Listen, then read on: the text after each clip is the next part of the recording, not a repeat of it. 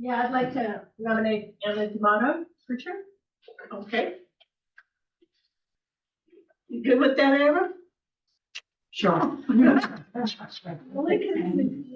can't eat. We only ask people when their mouth is full. Okay, any other nominations? Okay, all in favor of Anna doing that?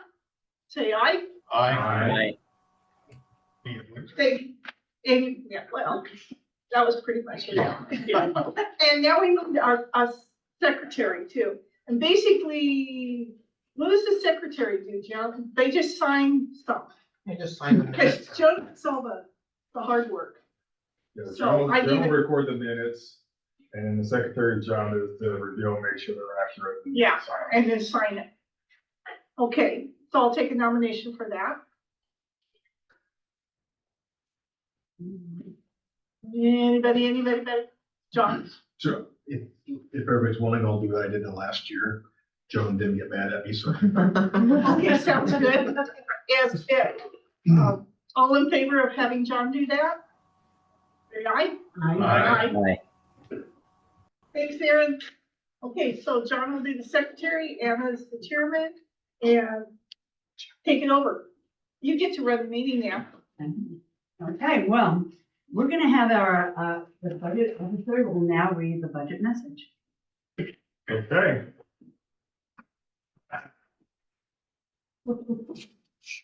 Just slowly, Paul, so I can, just right now, I think slowly so I can eat my lunch. okay.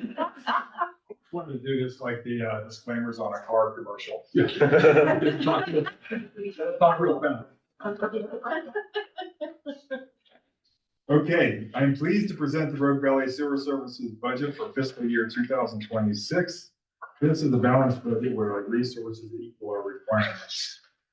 Budget policies. Every year, we submit our budget to the Oregon Municipal Finance Officers Association and to the Government Finance Officers Association, GFOA, to review and critique. And I'm happy to report that once again, we received the Distinguished Budget Presentation Award from GFOA. As an aside, I would point out that we've gotten that every year since Brenda came on board as our finance director. Good job. Never be fun. Which was, how many years? 18. Very good. Our priority is to maintain a balanced budget in accordance with state law. In so doing, it's our policy not to use debt to finance any of our operating expenses. We remain consistent with this policy and will not be using debt to finance operating expenses. We maintain an active capital improvement program that is designed to ensure adequate capacity and to rehabilitate older sections of pipe before they fail.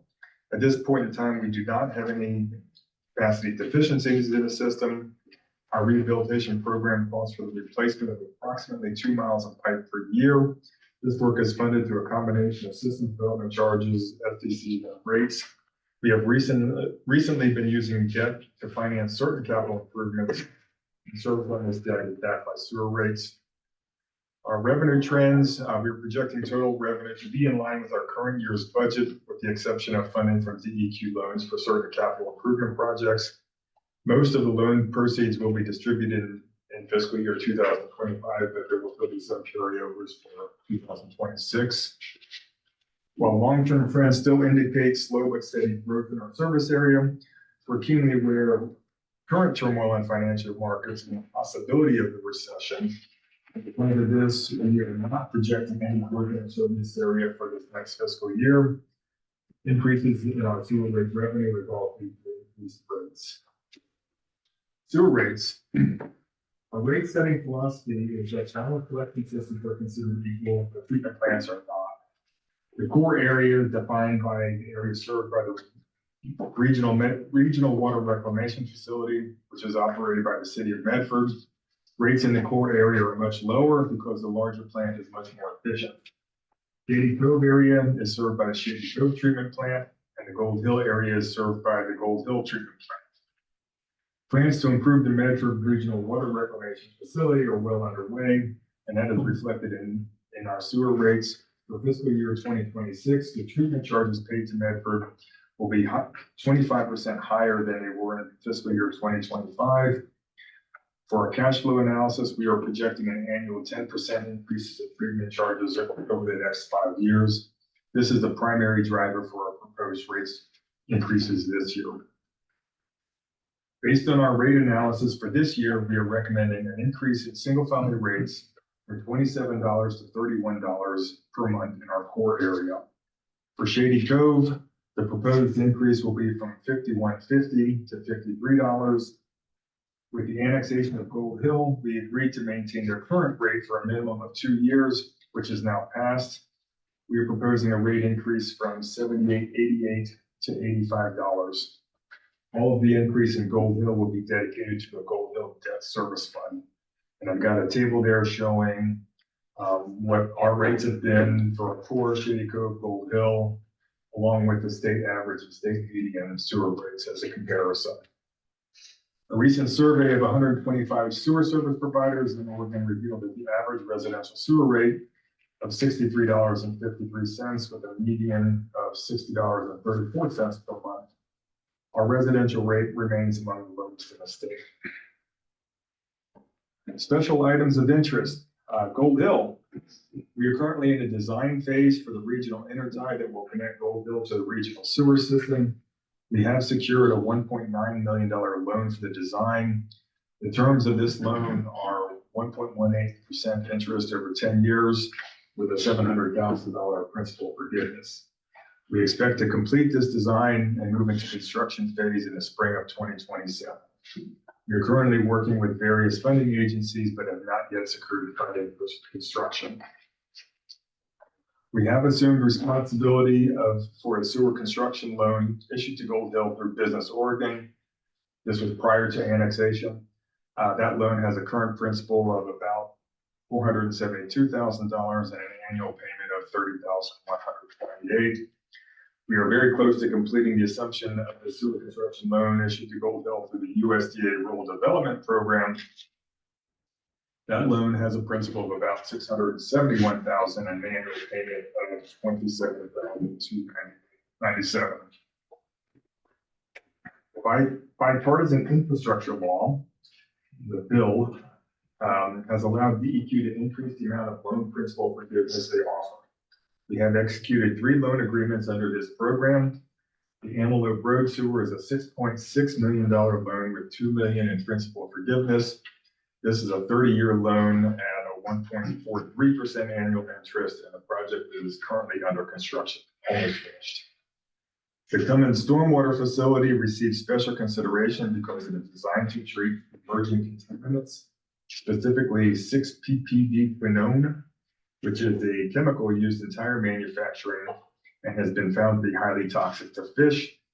We received a grant of $383,000 through the DEQ Overflow Sewer and Stormwater Grant Program. In addition, we received a loan of $120,000 through the DEQ Clean Water State Revolving Loan Fund, which will be 100% forgiven. The entire project cost of just over $500,000 is entirely paid for through grants.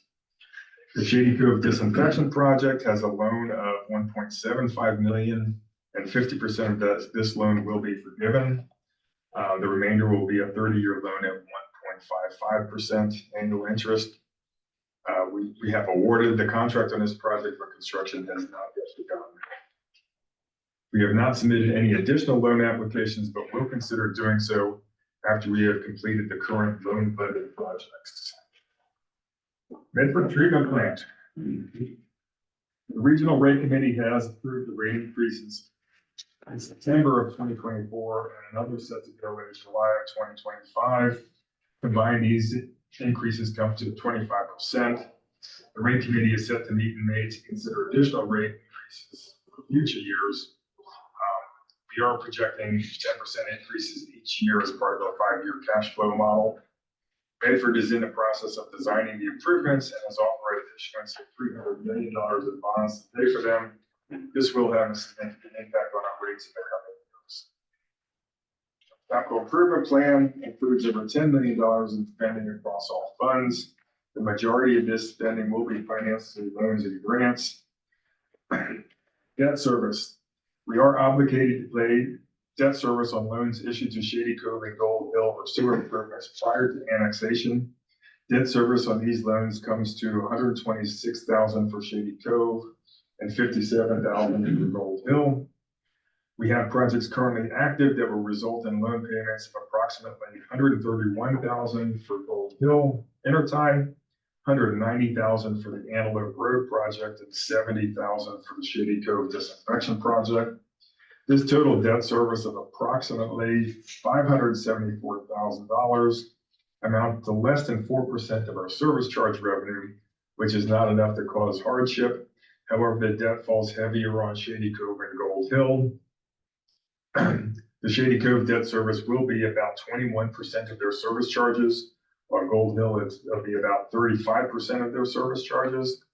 And we have not yet secured the funding for the construction of the Gold Hill Intertie. This is a concern that we need to monitor closely to ensure that we're able to keep rates as reasonable as possible. Shady Cove, we're proposing an increase in sewer rates of $51.50 from $51.50 to $57 per month. 75% of this revenue is used for treatment operations, and the remaining is transferred to the general fund for collection operations. The White City Lagoons generates revenue from tipping fees charged to septic tank and grease interceptor pumpers. Surplus from the White City Lagoon Fund is transferred to a treatment capital reserve fund, and we are budgeting a surplus of $400,000 for fiscal 26. For staffing, we are not proposing any for staff levels and remain at 40 employees. We have traditionally made cost of living adjustments to employees' wages based on the consumer price index. For this year, the proposed COLA is 3%. The public employee retirement system, the RVSS board has elected to join PERS. This will increase our payroll expense for employees by 4%. And we expect this change to improve our efforts to recruit and retain talented employees, which would justify the added expense. I would like to thank each of you for taking time out of your schedule to participate in the budget process. Your input and insights are extremely valuable in helping us remain a responsible and responsive government agency.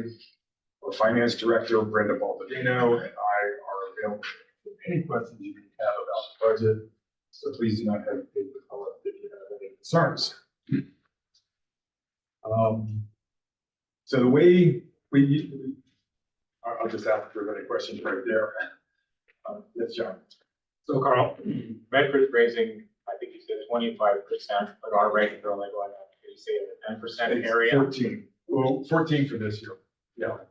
So the reason our total rate increase doesn't match the Medford increase is because our total increase is a percentage of everything, collection, treatment, and where applicable stormwater. Yeah. The treatment charge represent about a third of our total rate. So So passing the that one goes up increase. 25%. We don't need to raise quite as, we don't need to match that percentage.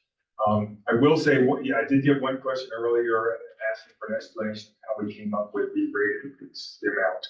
And I'll explain it. If you want to turn to our cash flow analysis, which is on page 90.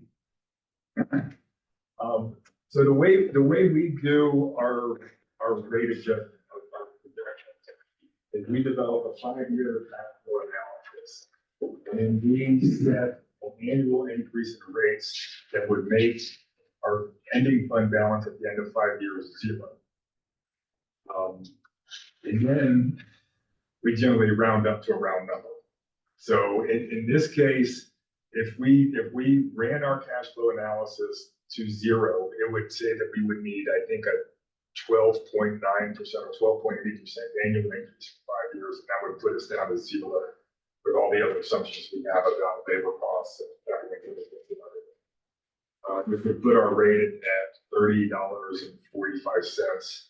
So we rounded that up to 31, which is where that 14.something% raise came from. So that's where we derived that number, how we went about doing it. And we do that every year. So obviously we don't, even though our cash flow projections, we're saying that we're going to raise 14% a year for the next 5 years.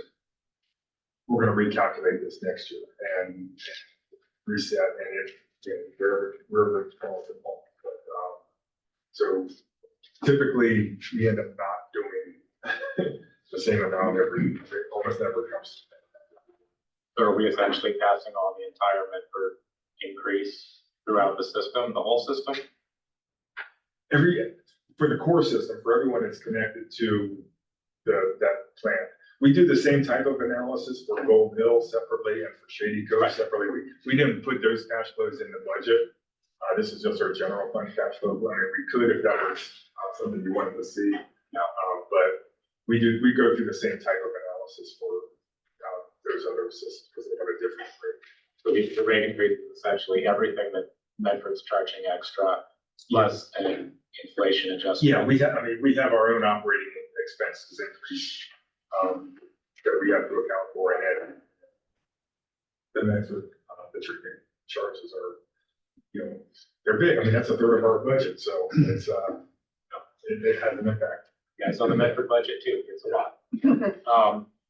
So we're not eating any of the increase and we're No. not overdoing any increase. We're pretty much at zero on that. Right, we did, when the rates went up in September, we did not make any adjustments, so Right, we I sucked remember. it up and absorbed that expense, so now we're regurgitating it. And the other small question I had, Carla, about the projects, who knows what things will cost next year or the year after? Yeah. Certainly maybe tariffs go away, maybe they don't, maybe inflation goes away, maybe it doesn't. Very good question. Yeah, Seems to change every day. Yeah, there's just a lot of uncertainty, and, you see, people that thought they had funding secured, it turns out they didn't have funding secured, things like that. Also true. There's a lot of anxiety and, centered around that about funding for capital projects. I don't know if it's doable since we don't actually have the funding for the project yet, but is there any way we can front load acquisition of items like we did for the Shady Cove UV system? Remember, we kind of bought that a little bit early and hopefully saved a little bit of money. Right, well, Is there anything else we can front load that you could think of? Like, I don't know, 8 miles of pipe? well, the big thing is Gold Hill. Right. The bigger type project, the design's not finished yet, so we can't really We don't know what to purchase buy. anything until we know what's there, yeah. Totally. I was just throwing it out there. Okay. Yeah. I think Oh, that- okay. Thanks. So the 25% increase, is this year for Medford, Mhm. right? But we have the 14.8, it sounds like it's baked in for the future years in the projection as well. Right.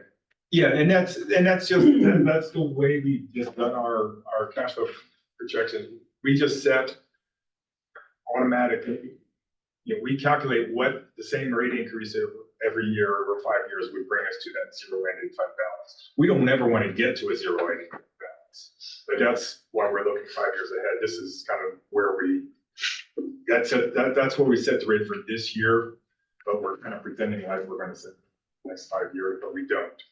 Right, but I'm just wondering, and I'm trying to remember, Medford isn't gonna increase 25% every year, is it? No. No, so it's a one-time increase that got baked into the 14.8%. No, it's gonna be more than one time. Yeah. It's far from a one-time. Right, There's right. gonna be increases for the next 10 years. Yeah. They're not 25%.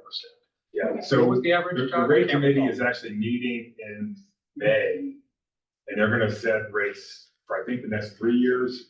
So we'll have a little better, for next year's budget, we'll know more solid, we don't know exactly what it's gonna be. Okay, but the assumption in these numbers is 25% every year. Is it? Is that what we did? No, it isn't. Okay, I think if you look at the numbers under where's the treatment charge?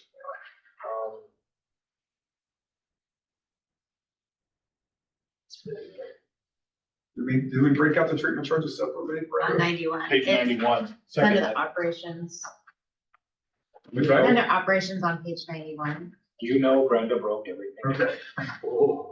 Yeah, but I believe that we budgeted for the first year of the 25%, but for the years after that, we put, in the projection, we put 10%. I was gonna say, there was two big increases out of the bat, which is probably Yeah. close to 25, and that goes down to 10, and there's several years of 10, 10, 10, and then it goes down from there. Mhm.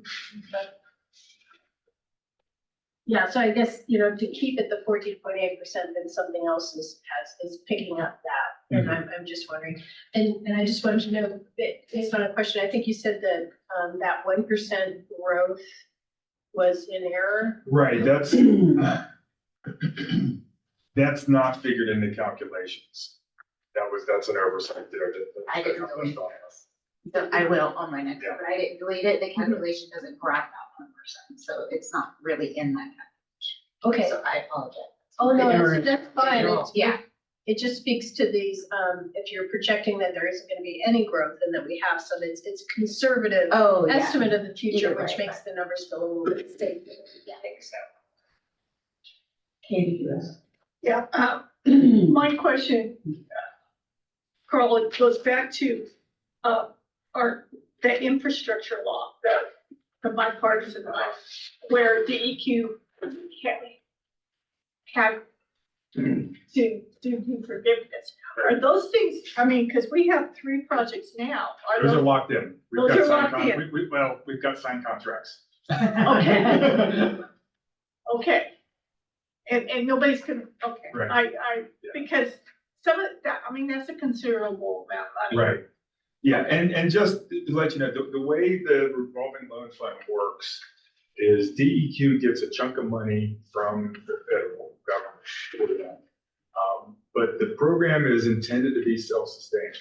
So the money they loan is money that people are paying back. So they got the seed money, and then every year, the borrowers are paying money back. So they've got that money coming in, they use that to make additional loans. The money that they get from the federal government every year, that's what they base their principal forgiveness on. So Oh, if, okay. theoretically, if they lose that funding from the federal government, they'd still have money to lend, they just wouldn't be able to do much principal forgiveness. Yeah, it's the forgiveness part. Yeah, and that's what where the attraction is for us and everyone else. Okay, Or Other question, John? Carl, I'm just curious on transitioning to PERS, which I think is a good move. How are you doing that with existing employees? Are existing employees staying in the old system and new hires going to PERS, or is everybody transitioning over to PERS? We put a lot of work into that, John. That's good. I want to joke in with this. It's not easy. Maybe I should ask. No, but effective July 1st, all current employees will be moved into the system. So the money that we have in our current retirement plans is going to stay in those current retirement plans, but everything from that point forward goes into the PERS system. So. And we had the severance package.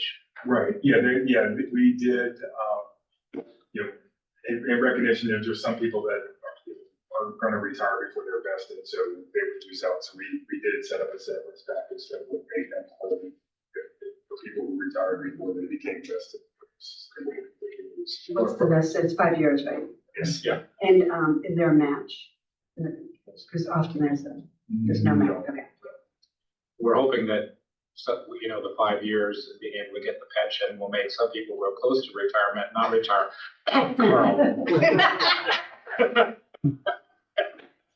actually, It's a reason not to retire. And, I have PERS. I like it very well, thank you. yeah, John. Carl, are you gonna go fund by fund? or- Yeah, that's the idea. All right. And so the way Yeah, we're there's gonna other present this, questions. I go to each fund and we'll talk, and, like I said, I did get some written questions, and I'll try to address them when we get to that point. And then as I go through each fund, if you guys have questions, then we'll discuss them at that. So, and kind of, a lot of the narrative stuff, I'm gonna flip through pretty quickly, but if there's something that catches your eye, you want me to spend some time on, let me know. But history hasn't changed. Our mission statement and values haven't changed. I don't think our financial policy has changed. Budget calendar, has changed, it's a new year. And in the budget process, just to make sure everyone understands, Today, what we hope is that the budget committee will make a recommendation to the board of directors. And in June, the board of directors will formally adopt the budget. So that's, and by adopting the budget, it's the numbers part, the narratives isn't really part of the budget. We've got our service area map, we've got our organizational chart. We've got some summaries of all funds combined. I just want to point out one correction on page 19. If you look under projected fiscal year 25 at the top, under resources, you'll see loan proceeds and other revenues. You see loan proceeds of 3.3 million and other revenues of 8.3 million. Those numbers are wrong. There's actually 6 million out of that 8 million should be in the 3 million.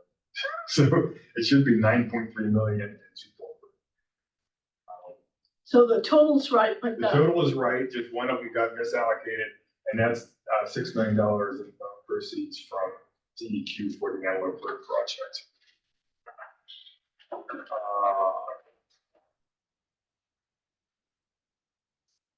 I do like the pie charts on page 22. Kind of shows where our funds come, and normally our service charges, when we're not doing loans, goes with the 85 or 90% of our total revenue. With the loan proceeds, that takes a little bit bigger chunk. And then on the next page, our expenses. Usually everything kind of comes down, it's always been, you know, the three big things is personnel, treatment charges, and capital. And so we have almost no control over treatment charges. We have a little bit of control over personnel, and then capital really is something that, you know, if we ever needed to make drastic cuts, that would be the first place we could look. The resources by fund, we'll address those individual funds. So let's dive into our general funds. The number is on page 30. So our general fund, that's our biggest, that's where we get the revenue. All of our service charge revenue goes into there. All of our SDC revenue goes into there, and then there's some other miscellaneous things, you know, development, things like that. They go in there, but the biggest chunk is the service charges. We do collect service charges. You know, we have our core area, Shady Cove and Gold Hill. And you can see kind of the relative size of the three areas. I mean, Shady Cove and Gold Hill are not very big. And what we do in Shady Cove and Gold Hill is we dedicate 25% of the service charge goes into the general fund to cover collection expenses, and 75% goes into their treatment operations fund to operate the two treatment plants. I will note there is a correction here for Gold Hill, and I'll say we'll talk more about Gold Hill later, but the way we're set up in Gold Hill right now is we take the first $360,000 in rate revenue, and that's what we split between treatment and collections. Anything that's above that, we put a debt reserve. So that number, 96,000, that should still be 90,000.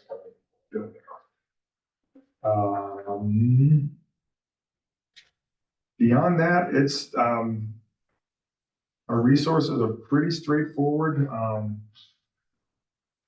We don't think that we're going to get any loans coming into the general fund next year, so this is going to be basically all rates, SDCs and that sort of thing. When we look at, see, the next page is just a summary of all the categories, personnel, materials, and services, development, and debt service. On the personnel expenses, just a couple of highlights on there. You'll see on a retirement plan, we've added the PERS. You know, we're projecting a 10% increase in medical dental. I think it's going to be lower than that, so that's good.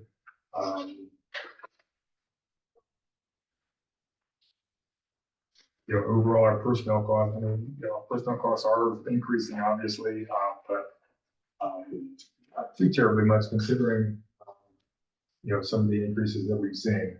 So I think we're doing pretty good there. And like I said, we've got 40 employees. That's what we expect moving forward, planning to increase. Our materials and services budget is pretty much in line with last year.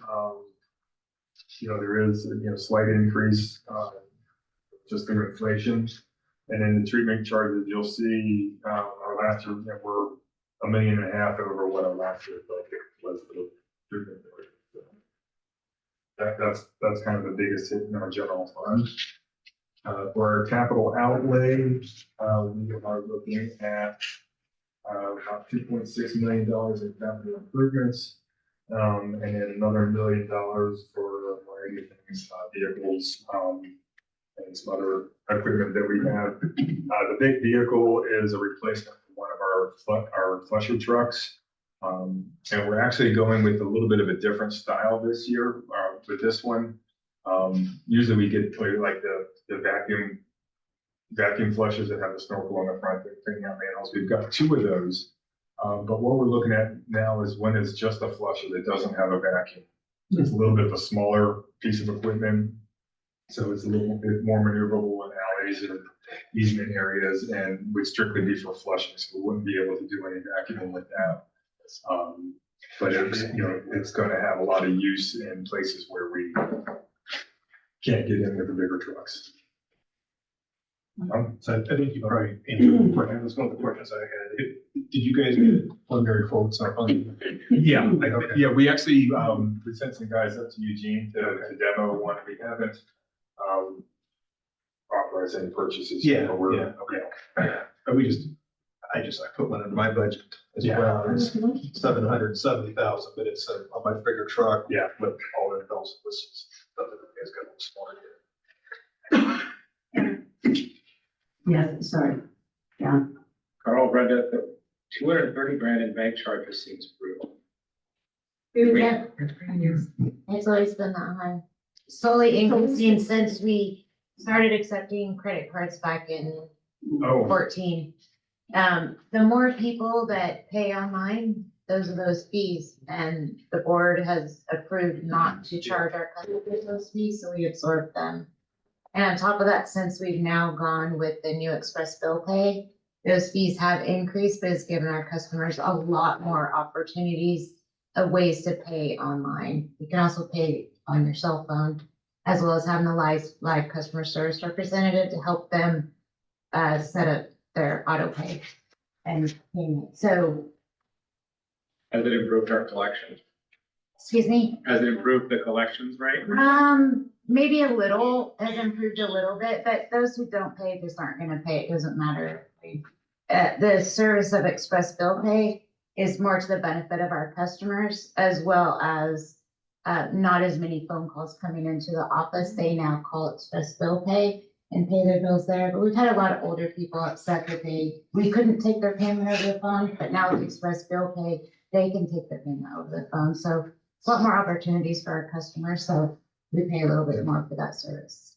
and it is more reliable in that, we're not handling as many checks or cash or whatever it is. It's, like Brenda said, when we first started allowing credit cards, I can't remember when that was. It was something we resisted for a long time because of that. We knew that was an issue. And when we first did it, that was the understanding that we had with the board, is that that's part of the cost of running the business, is that, we were going to have that expense, and the more people that take advantage of it, the more expense we have, but the better service to the customer. Did you ever, Does it, in the end, does it help reduce delinquent accounts? A little bit, but not really much, because like I said before, those who aren't gonna pay aren't gonna pay. It has nothing to do with their access of being able to pay, they just. that was my question. Okay. Now, it's more again of the ease for our customers, so they have more options. Helps the elderly people a lot. Any other questions, John? Just curious, Carl, on your the EV trucks, is going with all EV, is that the policy decision or a financial decision? A little of both, and like I said, we're in the midst of developing a strategic plan, and some of these trucks, we have dual fuel propane, and we have a propane tank in the back, and in the Raptor scenario, that may be more effective than having a lot of EVs. So we're kind of looking at different models on that. I think, overall, the fleet that we have, we've got 3 pickup trucks and then 2 just passenger vehicles. We've been pretty happy with them. They've been reliable. I think their cost of operating is pretty minimal. So I think that's worked out good for us, but, we would like to increase the fleet, but we're somewhat tempered by this idea that, having more different options available in a disaster situation might be more prudent. So we don't necessarily want to get rid of our propane trucks. Yeah, and I'm with that. I like diversification, because you never know what's gonna happen. There are incentives and stuff for buying EV vehicles and charging stations to get revenue funds. The federal government and the state, are we getting those? We've gotten some, let's see, do we get, that's applied at the dealer. Yeah, so we would get, that's not something we pay. When you buy them, it's a dealer incentive, so that's factored into the price that you pay. I don't think is that correct? I don't know about the one that's not. Yeah, There's federal and state tax incentives too, well, plus. but we don't pay taxes. Yeah. That's right. Isn't there something where even if you don't pay taxes, you should file and they give you money? Didn't you explain that to us previously? Yes, there is a program, for installing solar power where we actually file a tax return and that's counted, what you spent on the solar system counts as taxes you paid, and you get a refund of 30% off of that. It's really kind of odd. And we were set to do it last year, but the project we were planning on proved to be feasible. So we actually have, I have started the whole process of creating us as a tax paying entity. You explained it in connection with the Ashland project. Right, it was the Ashland Pump Station project, and when we finally got, we're well into, ready to award it, Pacific Power said, oh, by the way, you have to rebuild 10 poles of power infrastructure to make it work. So, we can't do that. So we do have a couple of projects slated for next year, so hopefully we'll be able to do it. Next tax season. Okay.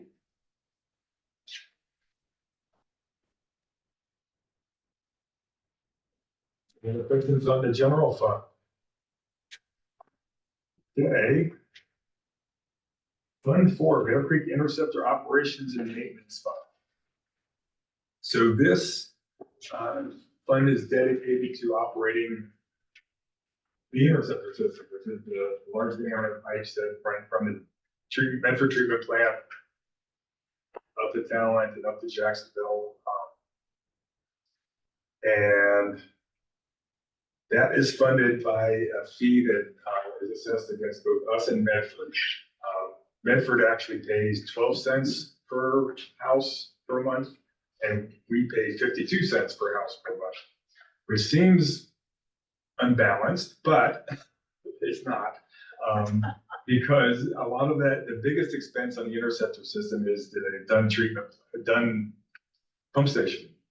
And almost all of the flow that goes to the done pump station comes from the RDSS service area.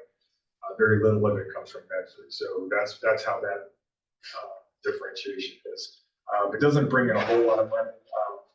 I guess it's about 240,000 coming from us and 50,000 coming from Medford. And that goes, like I said, goes to maintaining of the interceptor system. These big pipes don't need a whole lot.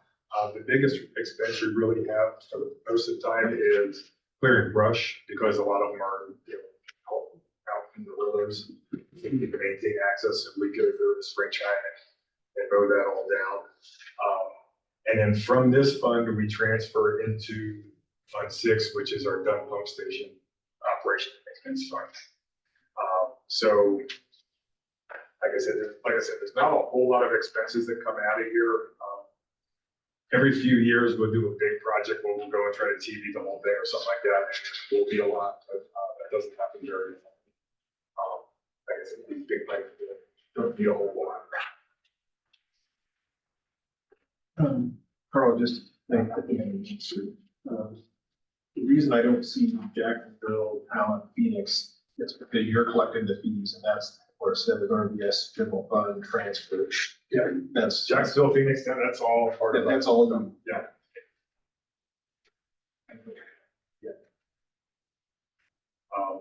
We don't pay that for White City or Eagle Point because they don't use Fund 6, as I mentioned, that operates the Dunn Pump Station, and that has, obviously more expenses because it's a big pump station. So what we do is we transfer funds from Fund 4 into Fund 6 to cover those operational expenses. One thing I do want to highlight here, which we were already talking a little bit about solar. Back in 2018, we installed a 100 kilowatt solar system out at that pump station. And that, at the time, took care of about 20% of the power usage at the pump station. In 2022, we did a big project where we rebuilt it. We put in new pumps, new controls, replaced 30-year-old pumps, which were much more efficient. So our solar system right now covers about 25% of the power usage out of that pump station. So that's really proven to be a pretty good program. Aside from that, everything, and you'll see that on the pump station power line that we actually have, even though rates go up, we've kind of maintained or even reduced the amount we pay for electricity on the site. So that definitely paid nice dividends. That's all I have on that. So the next one is Fund 7, which is our Interceptor Capital Expansion Fund. This is basically a capital reserve. So when we have a big project to do like Interceptor, it's paid for through here. So that replacing the pumps, like I mentioned just a few minutes ago, that was all paid out of this fund. It's not shown here because it's a prior year's budget, but that was about $2.5 million or so. So the money for this fund, there's an assessment against both Bedford and Green Valley for $1.05 per month per household. That goes into this. So that comes to, let's see what it comes to, about $400,000 a year. And about $475,000 comes from Green Valley Sewer. And it's just held in reserve for when there's the next big project. And we've got a healthy balance. We're sitting there with about over $6 million. A big Interceptor project's going to suck that up really quick. But it's good to have that at least to start when it comes time to do that. We had years ago, I'm thinking like the year I started, 1998. We had a master plan for the Interceptor developed that outlined all these projects, and almost all of them we've completed, but it did say there was a need at some point to put a parallel Interceptor in. We haven't reached the flows that would justify it. So, something like that is still a potential sitting out there that we might need to expand the capacity of the Interceptor system. But we have not yet reached the flows that would trigger us to start on that. So, but it does pay for other things like pump station rehabilitations. We've got a whole rehabilitation project that we're going to be doing out there. So that's what that fund is. Moving on. White City Storm Drain Fund. So this, always like to talk about the history of it. Back in 1989, there was a lot of problems in the industrial side of White City with flooding, streets were frequently flooding. And so not sure exactly how it came to pass, but we worked with the county to set up a utility for the industrial side of White City to cover storm drains. And we established the boundaries, we set a utility rate, and then we went through and we started fixing a bunch of storm drain systems. It's almost all fixed. I mean, there's stuff that, we still put some capital improvements in there, there's cleanup stuff that we'd like to do, but there's not a whole lot that needs to be done out there. So this covers the maintenance. We go out there and clean catch basins, things like that. You can see we have a pretty healthy balance in that, over $1 million. So like I said, there's some improvements that still need to be done out there, but at some point we might want to consider, whether we're collecting too much. We have at least twice since the fund was established reduced rates. Because we fixed most of the things the urgent things that need to be fixed. That would be important to sit at a later date. Just keep in mind, it has a dedicated source of income, doesn't have a whole lot of expenses. It does tend to accrue a pretty sizable balance.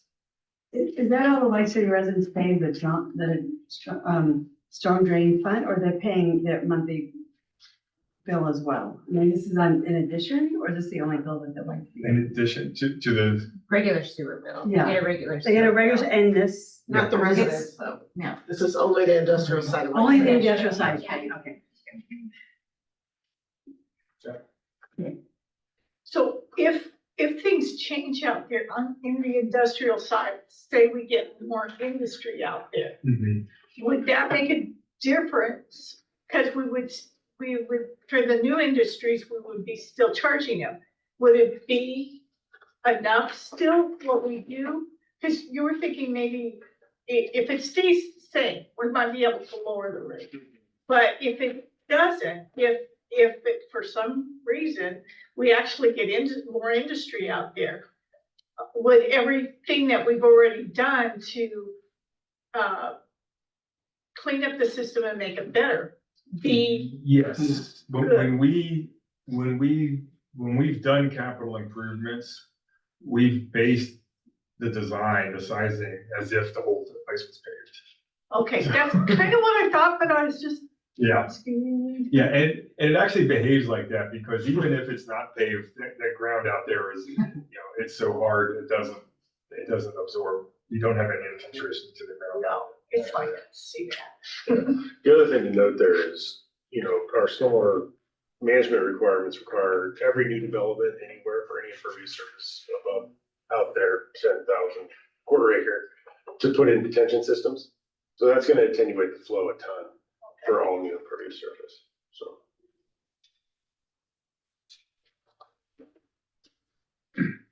Okay, so keeping with the stormwater theme, our Fund 10 is our stormwater quality.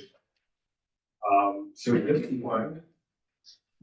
this started in 2004 when DEQ implemented the NPDES Phase 2 water quality regulations.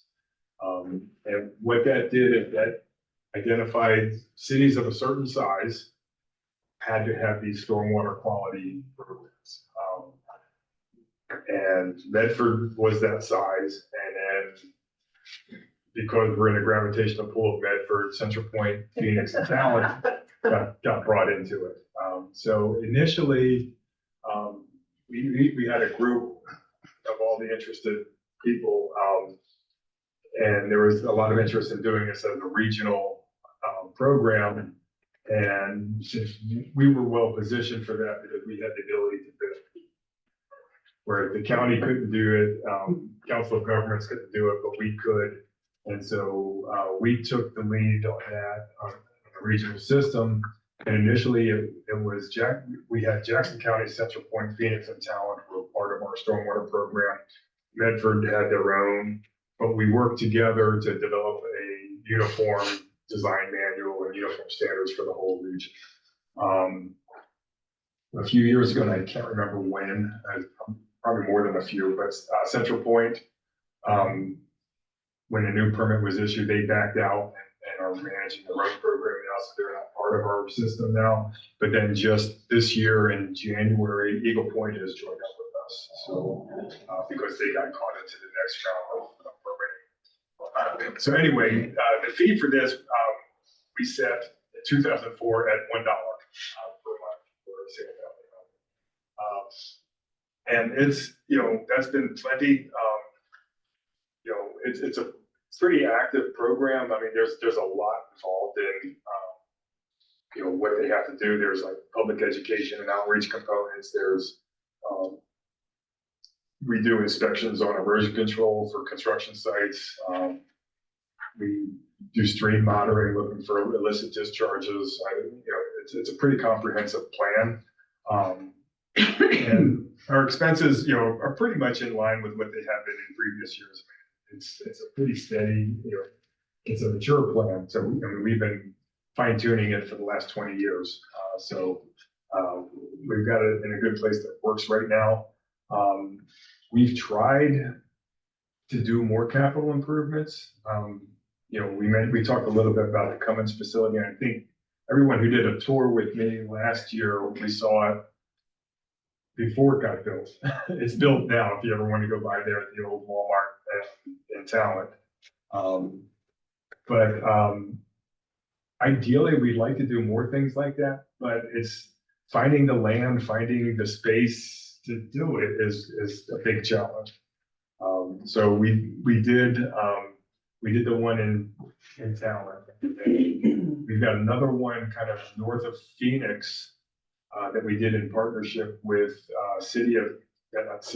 Jackson County and ODOT, where Jackson County gave us the land, ODOT did all the work, and now we're going to take care of it for the rest of our lives. But that's another good one where you had enough stuff, you had space, and you had the flow in the right place and everything. So we're always looking for stuff like that. I mean, again, this is a fund where we have a pretty healthy balance, but we're trying, we're always on the lookout to try to find some of these regional stormwater treatment facilities because I think, is what this program is supposed to do. I mean, it's supposed to protect water quality. I think it's a really good way to do it. But again, like I said, there's not any real significant changes in our expenses from last year.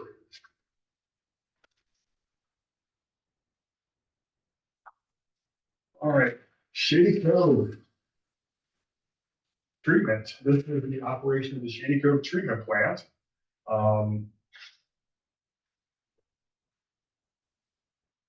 Again, there's really not much that changes year to year on this. Couple things, I did want to highlight. You'll see under the debt service, there's the Shady Cove Sewer Bond 1. That was in place when we annexed Shady Cove, and that was like a refinancing bond of some loans they took out to do some sewer improvements years before. I think when they rebuilt the treatment plant in 2004. So we have annual payments of about $125,000 a year. That loan, we have the ability to call it, I think, January 1st, 2028, which might be something we might want to consider because it's paying 3 or 4% interest, which right now it's good to keep. It would be good to keep it, but if interest rates drop, at some point it might be a good idea to call that, pay it off, and not have to worry about anything. That's out there. You'll also notice under the transfers, the labor and vehicle transfers, every fund has that. So I should have explained this part earlier. But when when our staff goes out and works on anything that is covered by a different fund, we actually pay, all the payroll expenses come out of the general fund. So these other funds reimburse back to the general fund to cover those expenses. So, that $250,000 for labor, the employees are getting paid out of the general fund, but then Fund 50 kicks that back to the general fund to cover that. And that's the same with all of our funds, when there's labor involved. But you see also the transfer to Fund 55. Fund 55 is a capital reserve fund that we dedicate to treatment. And we haven't really set any standard of how much comes from Shady Cove that goes into. So that 67,000, that's 10% of their service fees. We picked that as a round number. I mean, we've done different numbers before, but we haven't really settled on, they should pay exactly this much every year. It should cover some. And, but that's where that number comes from. And that might be something that would be a future board discussion about what level would be appropriate there. We have a pretty good ending balance right there right now. So things are looking pretty good for Shady Cove. So that's what we're looking at there. Fund 55, this one might need a little bit more explanation. So Fund 55, we set up to cover capital expenses in our treatment systems. And our treatment systems that's covered by this right now is the White City Lagoon and Shady Cove treatment. And the way this happened is the White City Lagoon used to be part of the White City Sanitary District, which became part of Rogue Valley Sewer in the mid-1970s. And we had this lagoon. It was a liability for years and years and years. And about, I think it was 2018, there was a crisis statewide with where people could dump their septic tanks, when you pump their septic tanks. And DEQ asked us if we could at least temporarily allow people to dump into the lagoons. So we did that. And that turned into a pretty good money-making operation. And we've done a lot of improvements out there. And we bring in, I think last year was $600,000. So we take the surplus from that White City Lagoon Fund, and we put it into Fund 55 to help pay for capital improvements at the lagoons and in Shady Cove. Same time, when we annexed Shady Cove, they had capital reserve funds of about $700,000 or $800,000 that they transferred to us. We put all that in. Shady Cove at the time, we were allowing people to dump their septic tanks at the plant. And that brought in a lot of revenue, but it's really, really hard on the plant. So once we were able to convert the lagoons to that use, we cut that off entirely in Shady. So that was part of our justification for allowing some of this revenue to cover expenses at Shady Cove. So with that explanation, like I said, we're projecting to bring in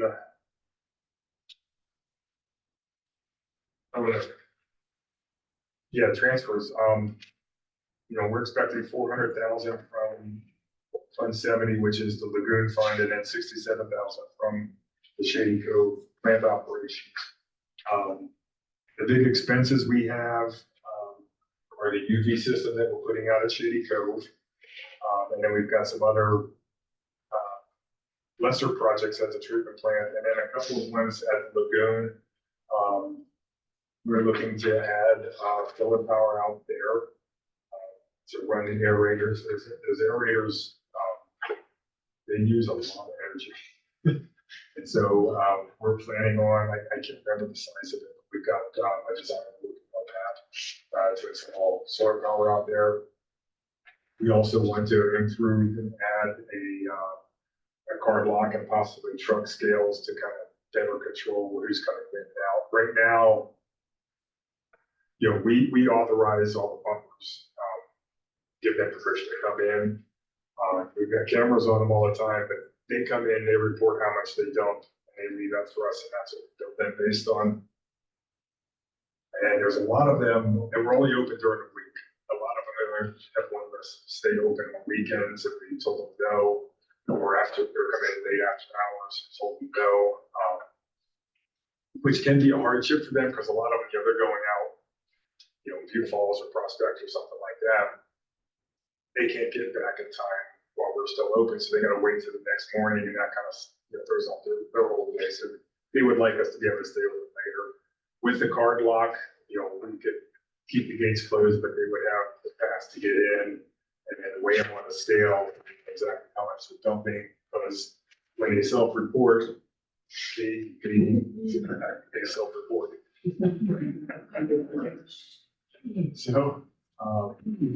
So that's an improvement that we're looking to do. And we have on here a new storage building. We're probably going to switch that because the operators out there said you don't really need a building as much as they need a drying bed. Because we dump our Vactor waste out there also, and we like to dry that out before we haul it away. And the lagoons have been in operation for a number of years now, so there's sediment built up in there that we want to pump out in there and dry that out and get rid of it as well. So we're probably going to shift focus there and work on drying that before we look at that next week. Carl, I'm pretty sure way back when Medford received septic, we would bill based on the capacity of the truck. Yeah, And so whether, if it's a 3,000 gallon truck, it's yeah, behooves them to and we discharge might, with a full truck. do that also. You know, how we end up getting that, we could just put a card lock in and so we'll know who comes in and just bill them based on as if it was a full truck. Yeah. I mean, we could do that. The scales would be more accurate, also more expensive on our side. So again, we haven't finalized those decisions, but up to now, we've let them base it on what, you know, because if you've got a 3,000 gallon truck and you're pumping a 1,500 gallon tank, you know, you might not be able to get two whole tanks in there, you know. So they rarely come in full. Right. So you know, there would be some pushback on that, but you know, they don't have a whole lot of options. So that's, yes. Roughly, what is the charge for something like that? What do we charge? What, yeah, It's 15 cents a gallon.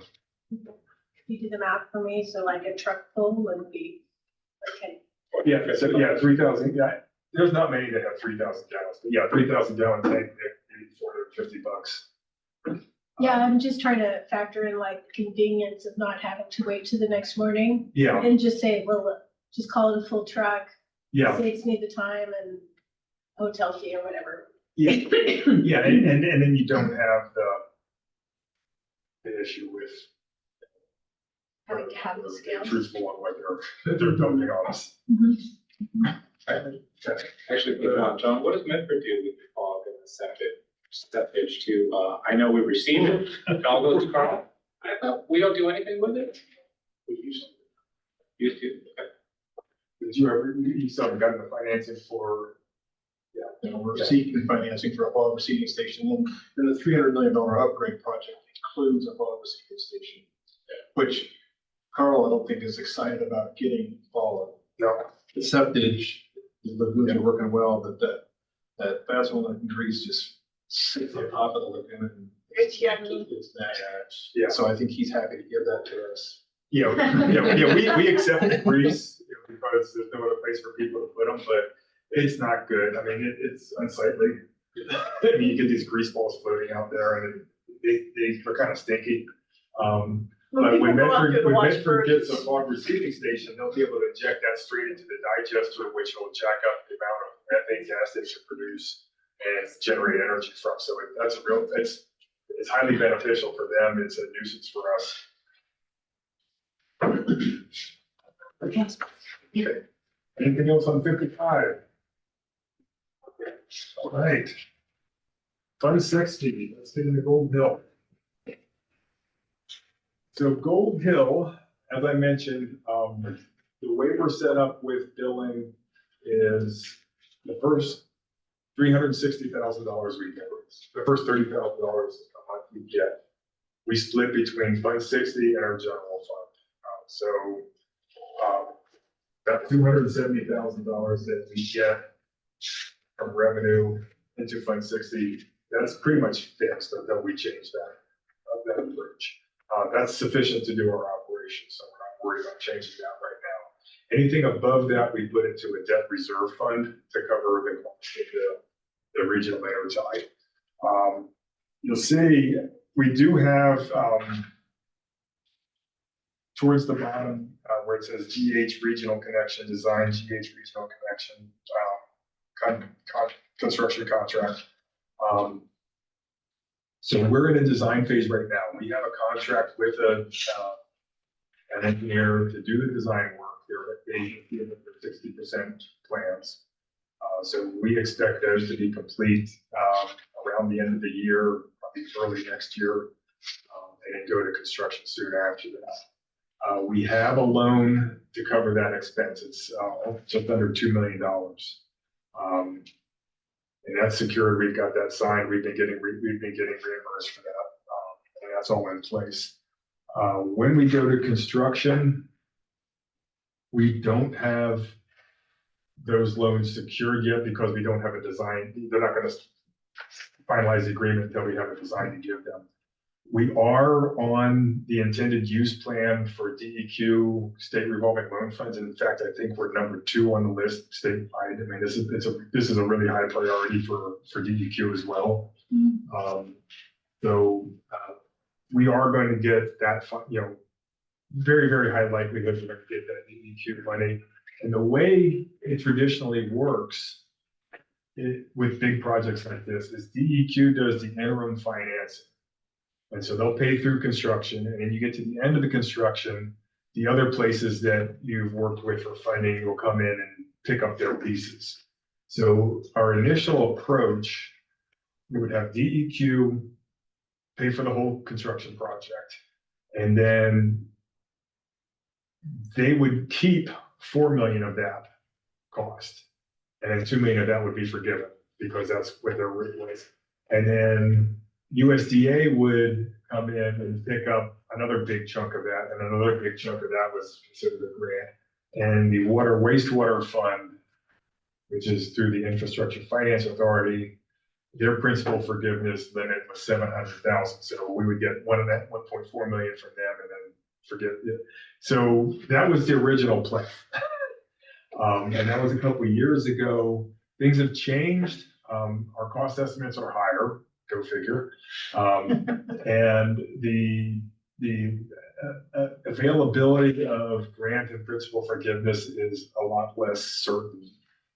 So we do have some pretty strong concerns about what impact this is going to be on the ratepayers.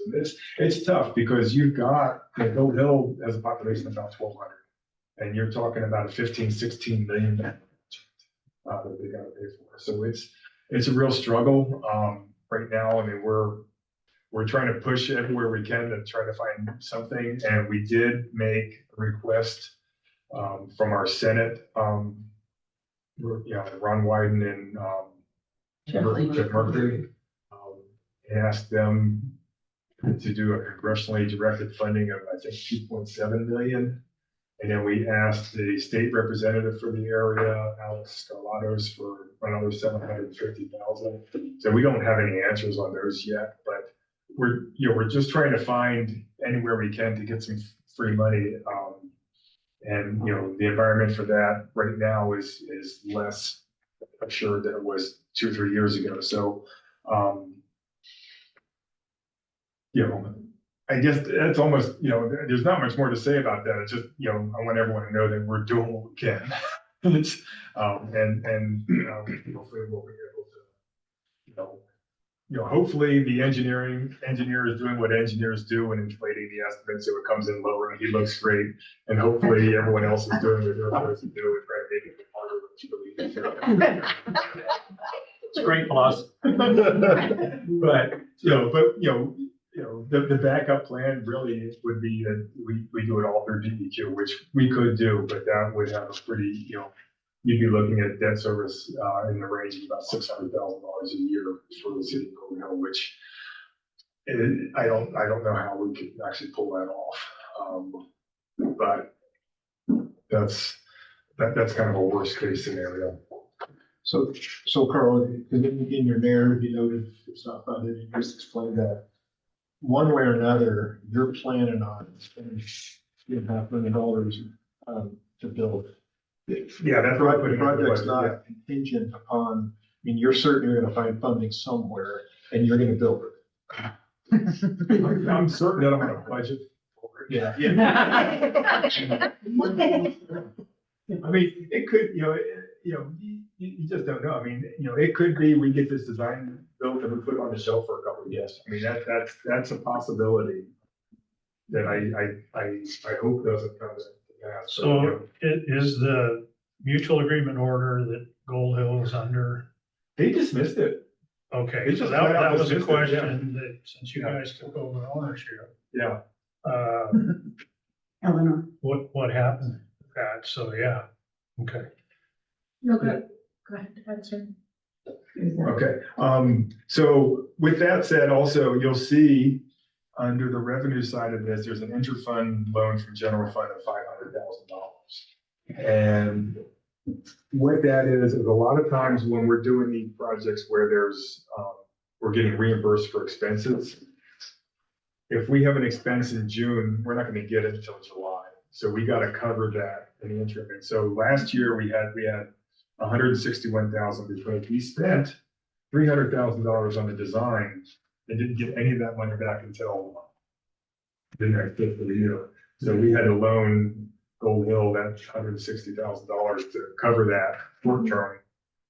We paid it right back, and we got the money back from the reimbursement from the loan agreement. And so there's, if everything goes the way we hope it goes, and we start construction next spring, inevitably there's going to be a payment that we make in June that we won't get reimbursed for until July. So that's why we budgeted that. Yes. So I'm just trying to understand, so the price tag currently for construction, did I hear you say 16 million? Is that right? Yeah, I think it's 16 million. 16 million, that doesn't Yeah, include the and design? that's in addition to the 2 million for the design. Okay, yeah, Yeah, it's like I said, the estimates have gone from 12 million up to 16 million in just a couple of years. and the worst case scenario is that having to pay back DEQ for 2/3 of that, is they'll forgive a third. I guess the worst thing, I'm as certain as I can be that we can build that whole project with a loan from DEQ. Mhm. So that would be the highest expense that we would incur if it all came through DEQ and we had to pay them back. And then every bit of grant we get from the USDA or from the legislative congressional delegation or from anywhere else would defray that. So the third being forgivable, that's traditionally what they've done. This one now? About a third, did you say 2 million would be forgivable and when it was 6 million, 2 million was forgivable, 4 million with other grants? No, DEQ's limit right now on forgiveness is 2 million, Oh, regardless of the I was project. gonna make it a percentage. It's 50% or 2 million, which is higher. But again, that was from the extra money that came from the bipartisan infrastructure law. And if that's not available, it might go back to what it was before that law passed, which was only 500,000. So, that's part of the concern is that, we were hoping and anticipating that, a lot of this forgiveness would happen and it may not. And so we just need to be prepared for that and just be aware of that as a possibility. And, hopefully it won't come to that. Okay. Is it possible that, because ODOT, of course, I know you're aware that ODOT's gonna widen the bridge in Gold Hill. Uh-huh. It's gonna be closed for 11 months. Yep. Let's say you were able to put a finance package together that was reasonable, design was done. Could you start construction with the bridge not being finished and Well, complete so- sections of the pipeline? So we're coordinating with ODOT on that, and we've already added to their design to put pipe hangers underneath of it to carry our pipes. I would think that if we haven't secured any financing and ODOT goes to construction, we'll find a way to get those pipe hangers in there. We're not gonna let them rebuild that bridge without provisions for that. Yeah, So, that'll happen one way or another, but the way it's shaping up, their schedules and our schedules are really on track. Kind of happening at the same time, so it should work out really nicely. Again, I know it's construction and, you never know what you're gonna put in. Sure. We expect to be doing that kind of at the same time. Okay, Fund 62. That is our Gold Hill debt service. So the money in here, we actually got a bunch of money from Gold Hill. Yeah, they had some reserves. They had some reserves when we annexed. And so we got that was $120,000 or $140,000.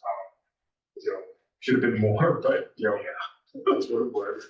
And then we've also been devoting anything that we bring in monthly billing over $30,000 as well into here.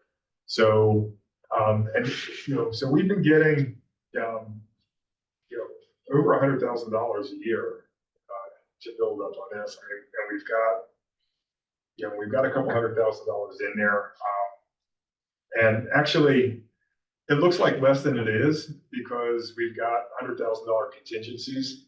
So if you subtract those out, we should have over $300,000 by the end of next year in those funds. So, that doesn't do a lot when you talk about $16 million project. But, it's something that, we're working, we're getting that built up and actually that'll help when we go to have to pay debt payment, it's all gonna come from this fund. When we start paying, so we are paying, on the loans that the city had prior to annexation, that's about $50,000 a year, debt service. And so that's coming out of these funds, this fund. Any questions there? Okay, the last one. Fund 70 is our White City Lagoon. And we've talked about this already quite a bit. But yeah, we charge 15 cents a gallon for people to truck septic waste. We accept septic waste, we accept porta potty waste, and we accept solid fat oils and grease. And sometimes we'll do gray water, like if there's a fire camp or something, they'll have like gray water. Sometimes we'll accept that. And that brings in around $500,000 every year. We do have expenses to operate that, but it's not a huge amount. And so every year we're able to put a big chunk of this into that treatment capital. And I guess that's, if ever there was discretionary money, this is discretionary money. I mean, this really is windfall. And so, that was a decision when we first started doing this, that the board made, is that we'll put it into this capital, treatment capital. But, that's up to the board to continue that, or however they would. I think it's worked pretty well. But again, that's, like I said, this is really as much of a windfall as you ever going to see. The lagoon is one of those things that it's not only good for us, but it's good for the community as a whole, because it gives those flusher trucks someplace to dump.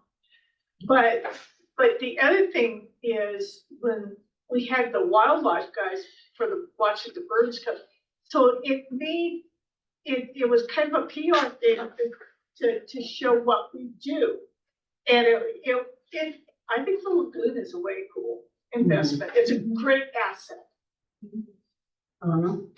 Yeah, I absolutely agree with that. I've seen it and it's awesome. I'm wondering about, okay, so the windfall from this, you mentioned there's the other fund 7, I think it was, it has more than 8, like immediately. These could be transferred to other capital projects, right? One capital project to another, legally in the budget. And I was just really impressed by what you said about the solar power, moving from 20% to 25%, and thinking about how energy prices are going to continue to get really high, and how that kind of investment actually saves money, and I think works towards resiliency with regards to energy. I'm just, I want to applaud that sort of thing, but are there more efforts where we could take money that's sitting now and put it into, for example, solar, to reduce costs now and in the future? Or is there kind of like Of the money from the lagoons or from? or from any of the capital projects where there's. So, like I said, we're in the midst of developing our next 5-year strategic plan. And, more solar power is part of that. We've identified a number of different places where we think that'll work. The first one was one of our pump stations, our North Ashland number 2 pump station, which didn't work. But we are planning to put out in our back shop here to add more. Right now, we have a 70 kilowatt system, which pretty much covers all of the energy use for this building and the building next door. But we recently installed another meter to cover our vehicle chargers. And so we're adding, I can't remember the size of it, it's smaller, it's like 30 or 40 kilowatt system. That'll be dedicated to where our vehicle chargers are. So cover most of that expense. We've got the one at the lagoons to cover and offset the electricity that we use at the aerators. When we do Gold Hill, there's going to be 2 pump stations that need to get over the hill, one at the current treatment plant and one halfway. The current treatment plant is ideal. It's all fenced. It's got a big area. It's 2.5 acres, I think. It's a pretty big area. So that will be part of that project. We've looked a lot at Shady Cove at the treatment plant and what we can do. We had an assessment done a number of years ago that showed we can offset about 14% of the plants if we covered every single roof out there with solar panels. Treatment plants use a lot of electricity. I mean, it's almost, I can't remember if this is true or not, but someone told me that wastewater treatment accounts for 5% of the electricity used in the state of Oregon. It's a huge amount. Yeah, they are very energy efficient. So we've looked at a couple of options out there. We tried to talk with the neighboring property about buying some land from them. And we didn't get very far with that discussion. But yeah, so we are definitely looking at other places. There's other pump stations that might not be practical, but most of those, we just have small areas. So you're not really going to do much. You're 2 or 3 gallon lines, just kind of shading the edge. Can you just ask a nerdy follow-up question? Okay. So, is the load, is it constant or more during the day, less at night for the pumping? In other words, I'm wondering, does battery resiliency, if that were in place, would that help? I didn't hear the whole thing. So the pumping, is it, is it constant, the pumping? Oh, or is yeah. it- It's constantly pumping, right? Yeah, So the Dunn pump station, there's sometimes in the based on middle of the flow. night in August, it'll shut down because there won't be enough flow, but that's Okay. about it. The smaller pump stations, they cycle, and they'll typically only be actively pumping, for maybe an hour or 2 a day. They'll kick on every hour and pump for 3 or 4 minutes and kick on. It depends on the size of that. So the smaller pump stations, they're off more than they're on. No, I just think that's interesting in terms of, like battery technology and all that stuff that's happening is to work out the ideal Yeah. system, so it costs like nothing. Yeah. That'd be great. Other questions about the? Okay, so that's all of our funds. The rest of the document, we had it broken down by departments. Which is the same number, they're just shuffled differently. I don't know if you want to look at that separately or not. The at least all our organizational charts, our administration is me and Carol and Joan. So, yeah, we need $2.2 million.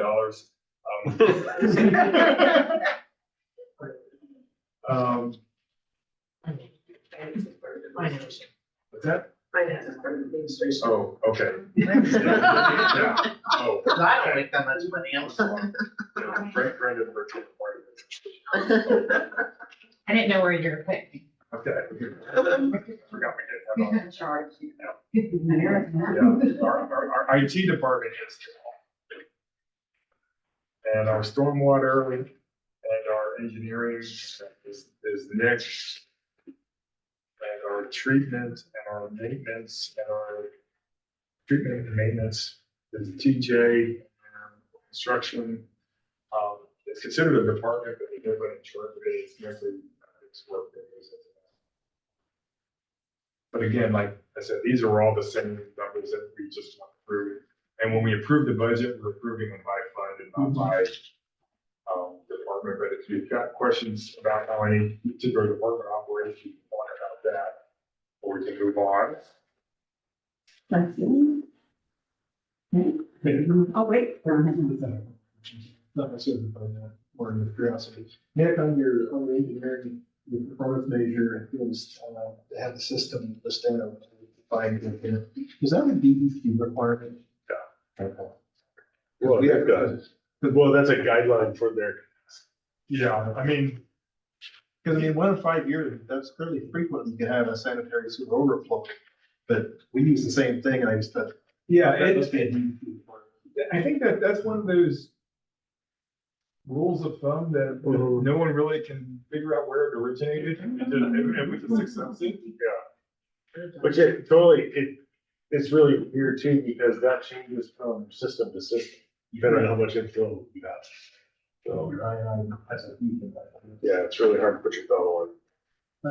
The other question I had was on the maintenance for, you guys have this nice chart in here with the flushing and TV.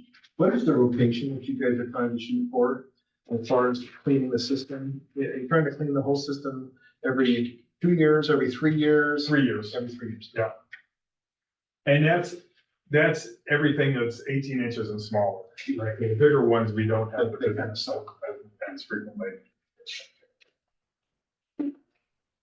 Other questions? Okay. All right. So the rest of the documents, we have our cash flow projections, which we've already talked about that some. We have our capital improvement plan. And just let you know, we update our 5-year capital improvement plan every year. Because we learn things. So good to hear you, Vaughn. Yeah. John? The question on page 93, I think might just be a typo. It's the Shady Cove pump station. It says it's deteriorated or is in a poor location. Is that supposed to be poor condition? No, it's in a poor location. The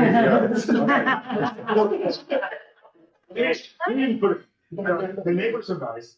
Yeah. It's actually really beautiful if you want to sit there by the river. Yeah, it's right by the river. It's like. You're gonna say it's off right on the river. It's off the Dodge Road.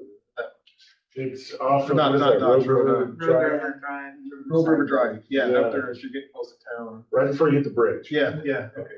That's not Road River Drive. Riverside? Yeah, it's. Yeah, Road It's River up Drive. straight from the bridge on Banks facing downhill on the right-hand bank, left-hand bank. But it's pretty close to the top of the bank, and it's a pretty steep bank. It's hard to get access to it. It's not a good spot for it. Okay. But, But the bottom line is the project's not gonna move it. The No, we project's just can't. rehabilitating it. Yeah, okay, I was gonna say that. Well, that's, TJ and I have been talking, put a lot of hours in talking about how we can actually move it, but it's, yeah, I'll spare you the details, it's.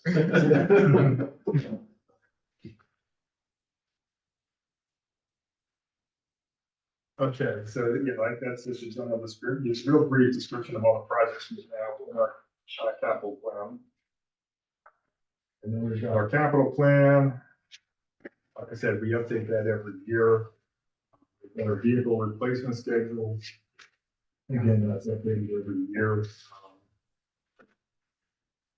We've got our personal services, budget. This is our positions and pay scales of all the positions we have. Information about our customer accounts. On page 105, is our scheduled budgeted debt. And so that first one up there, you'll see there's no estimate for anything because that project's not closed out. That's the Antelope Road project. The next one, the Stormwater Quality Fund 10, that's the Cummins project. And I mentioned earlier that that's going to be forgiven, and I did not lie. But the way the contract is written, it says it will be 100% forgiven as long as it's built according to the design or something like that. They haven't signed off on that. It's still the design, but we expect it. I mean, that's going to. So since it hasn't happened yet, Brenda has to keep that in. We're still in May, so just on a very conservative in this environment. Yeah. Again, the treatment capital fund, that's the Shady Cove, UV disinfection. We don't have the final amounts on that yet. This project hasn't started. And then the other debts, under Gold Hill, the first two, the Business Oregon and the USDA, those are both, were inherited prior to annexation. And then the last one is the design contract, which we don't, it hasn't been finished yet, so there's no payment due on. And that's all described in the notes below.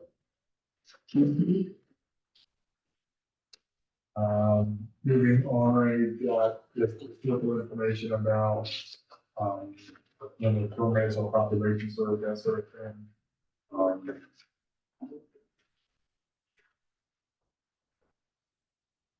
10-year history on different expenditures.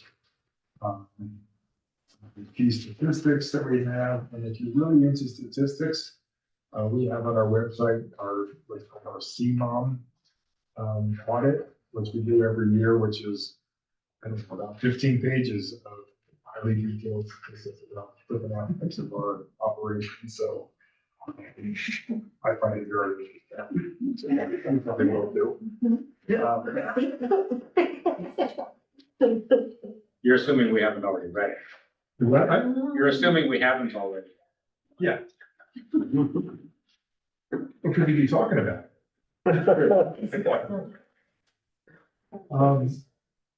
Page 110, that's our 20 customers. So we've got our 20 biggest customers account for about 16% of our total flows. And everything to the bulk, our residential flows are also the bulk of what we treat. So biggest group. And ends up with a glossary. That is the end of my presentation.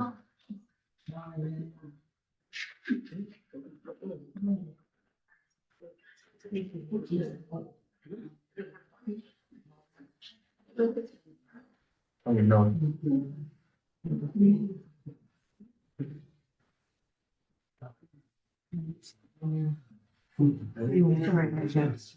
I think that's all